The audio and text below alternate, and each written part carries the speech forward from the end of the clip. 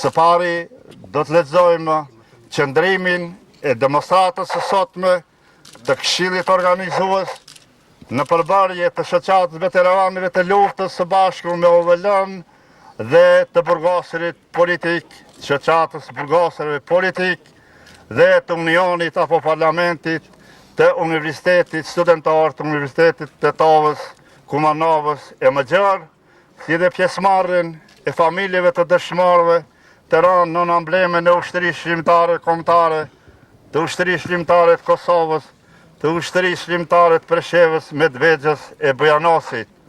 Do të qëndrojmë këtu brenda një ore për të dëshmuar kush jemi dhe kujt i drejtohemi ne.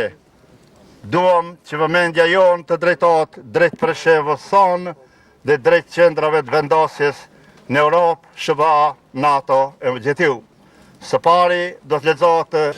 Ne bëjmë ftesë thirrje forcave progresive serbe në Beograd që të largohen nga këto forca dekadente, Nikolić, Dačić, të cilët nuk janë kurrë tjetër, vetëm se realizator të planit Ugurzi të Çubrilovićit dhe të Andrićit. Në këto projekte të Çubrilovićit parashihet rëndimi, ndër të tjera parashihet edhe rëndimi i objekteve të kultit, siç janë xhamit, varrezave dhe monumenteve.